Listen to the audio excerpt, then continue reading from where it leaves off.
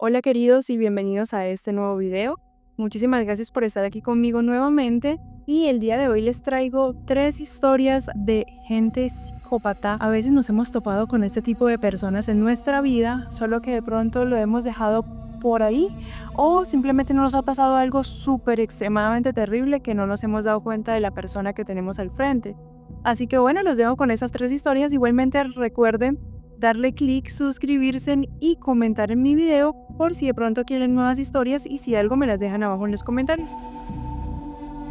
Mi primo siempre fue diferente al principio cuando éramos solamente unos niños. Parecían simplemente rarezas de un niño pequeño que le gustaba ocasionar algunos estragos de vez en cuando. Pero con el tiempo, esas rarezas se transformaron en señales oscuras que nadie de la familia quería ver. Pero yo sí lo notaba en su mirada, era la típica mirada de una persona fría, sin sentimientos, no era la mirada de un niño travieso, era algo más oscuro, como si de pronto detrás de esos ojos hubiera algo que no encajara por completo, algo diferente. Recuerdo una de las primeras veces que me hizo sentir realmente incómodo, estábamos jugando en la casa de mis abuelos y él agarró un pájaro que había caído. Pensé yo, de pronto va a salvarlo, lo va a ayudar, pero oh sorpresa con lo que me encontré. Miraba fijamente a mis ojos y empezó a aplastar con sus manos al pájaro hasta que llegó el punto en el que el pájaro dejó de moverse. Lo peor fue que sonrió. Me miraba con una sonrisa tranquila, como si no hubiera pasado nada, como si antes lo hubiera disfrutado. Con los años esa oscuridad fue creciendo, a veces lo encontraba en su cuarto hablando solo como si estuviera alguien allí pero que no veíamos. Otras veces aparecía con objetos que no eran suyos, como relojes, billeteras y cosas pequeñas que se perdían sospechosamente de reuniones familiares. Todos sospechábamos, pero nadie lo acusaba. Lo más inquietante era cómo hablaba con las demás personas. Podía hablar en tonos suaves, amables y fingir ternura con las personas adultas. Y hasta respondía de manera sutil y con una sonrisa siempre en su cara. Pero cuando quedábamos solos, su máscara caía por completo. Se volvía manipulador, se volvía aterrador y cruel, y me hacía sentir como si yo simplemente fuera un experimento para él. Recuerdo una vez cuando me encerró en el sótano de la casa porque él quería esperar hasta cuando yo gritara. Finalmente grité, obviamente, y abrió la puerta y me dijo: yo sabía que lo ibas a hacer, no eres capaz de aguantar lo suficiente. Así con un tono súper brusco y cruel y grotesco. Con el paso del tiempo su comportamiento se volvía mucho más aterrador y perturbador. Mi tía siempre lo justificaba diciendo son cosas de adolescentes, no pasa nada. Pero yo sabía que había algo más allá y que de verdad no eran cosas de adolescentes. Se obsesionaba demasiado con peleas, con cuchillos de la cocina y con historias que leía en internet, que esto pues no era normal. Una noche mientras dormía en su casa, habíamos tenido una reunión familiar, me desperté y noté que me estaba mirando. Solamente me miraba, no se movía, no hacía nada, pero analizaba cada una de mi respiración y era como si estuviera revisando y analizando a su presa. Hoy con los años ya han cedido este tipo de actitudes, supongo que es porque ya somos un poco más adultos y pues yo casi no me la paso en la casa de él, pero pues nadie nunca dijo nada al respecto, todos lo notaban, pero nadie quiso hacer nada, así que igual sigo pensando que él es una persona que está un poco mal de la cabeza y que pronto puede tener misterios internos que no hemos sabido o que su familia los ha ocultado. Porque considero que un niño no debería de sentir felicidad y emoción y estar súper espectacular cuando le hace el mal o siente que alguien está sufriendo, y mucho menos ver que mi primo veía que yo estaba sufriendo y me hacía todo lo que quería. Después de su divorcio, mi madre decidió empezar una nueva relación con una persona demasiadamente desequilibrada. Iniciamos un proceso para mudarnos a otra casa, así que no tardó mucho él en venir a vivir con nosotros. Éramos mi hermana, mi madre y yo. Y pues obviamente esta persona. Tenía el cabello largo, los ojos azules, era prácticamente la viva imagen de Jesucristo. Era igual a esta estampita que venden en todas las iglesias, y lo peor es que él se lo tomó muy en serio, ya que muchas personas le decían constantemente que tenía este parecido a él. Una tarde me apartó y me dijo que tenía un secreto, pero que no le podía contar a nadie porque el gobierno lo estaba buscando.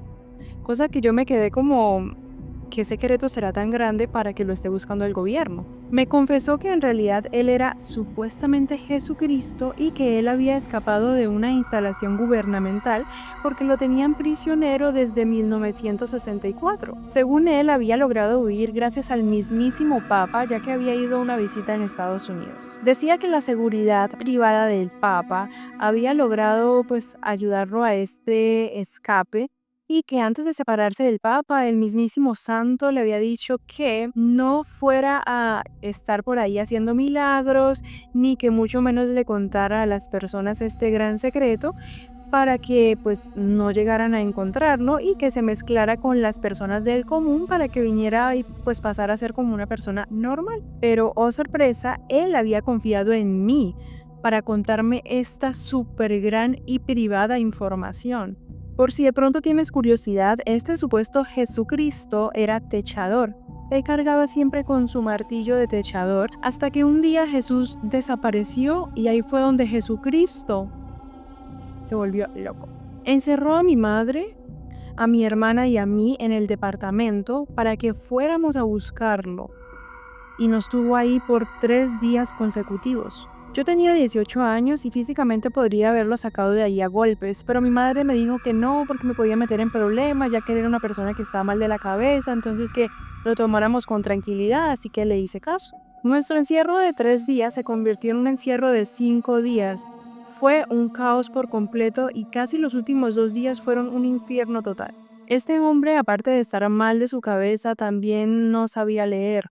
Entonces dijo, vamos a leer la Biblia, y podía solamente acertar en 5 palabras máximo para leer la Biblia.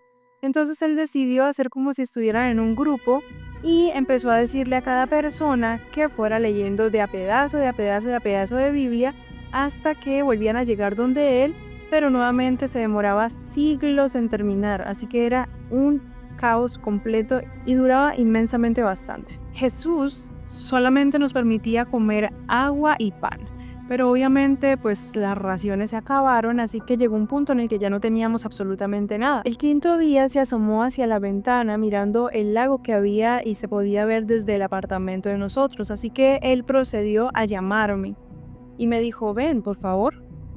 Me dijo, ¿sabes? Podría ir caminando sobre ese lago y llegar directamente al cielo.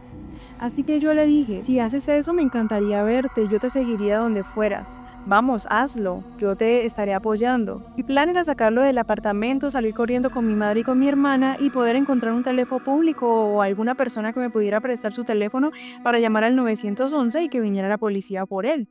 Pero no, él me miró con los ojos desquiciados y le cambió por completo su cara y me gritó. Me insultó tan fuerte y me dijo, ¿me estás tratando de atrapar?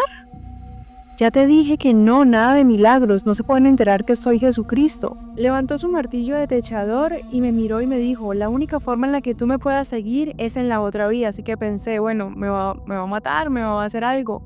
Y me asusté y dije, luego le va a hacer algo a mi hermana, luego a mi mamá y todos vamos a morir. Fue ahí donde ya no me importaba si su crisis mental empeoraba, yo solamente quería salir de ahí y lo que hice fue pegarle un puño en su esternón. Él todavía sostenía su martillo en su mano como si fuera un balón de fútbol americano, y en ese momento el golpe lo desestabilizó y cayó encima del sofá. Jadeaba tanto con el aire escapando de sus pulmones que lo único que hice sacar a mi hermana y tratar de llevar a mi madre, pero ella se puso muy histérica y solamente me gritaba, me insultaba y me decía que lo iba a matar, que cómo le había hecho eso, que él estaba mal de la cabeza, que teníamos que dejar que se le pasara.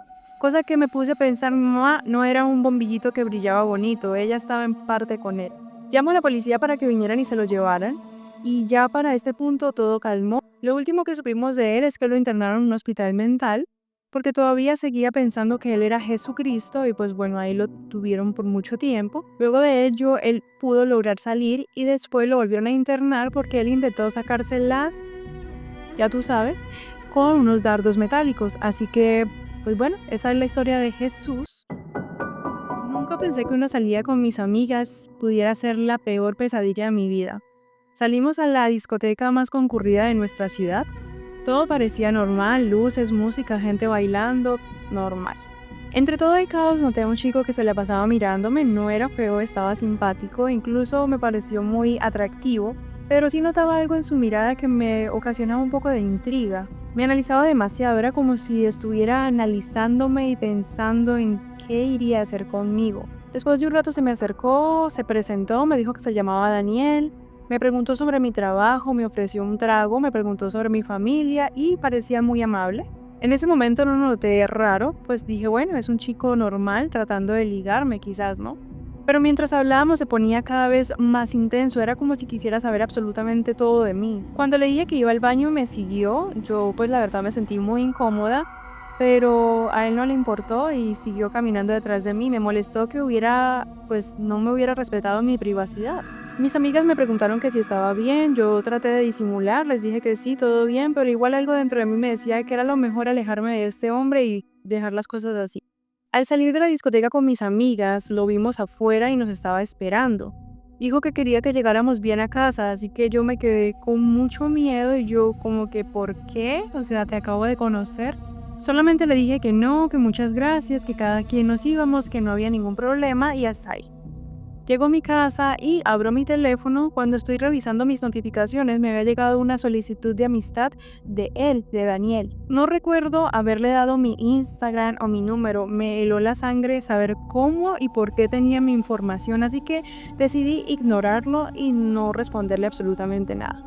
Los días siguientes empezaron a suceder cosas extrañas. Iba saliendo de mi clase y lo vi apoyado en el edificio y solamente me miraba, no se acercaba, pero sí me analizaba demasiado. Y así pasó cuando iba al supermercado, cuando estaba en el parque, era siempre con un constante observamiento y me revisaba y me miraba por todos los lados, pero nunca se llegaba a acercar. Siempre era observándome. Luego, después revisando mi teléfono, encontré que me había escrito un número desconocido. Decía, sé que llegaste a casa tarde. Ese vestido rojo te queda mejor que el negro.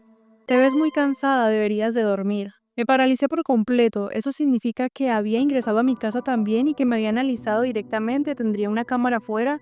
Está ingresando a mi casa por dónde. Me volví loca, no sabía qué pensar.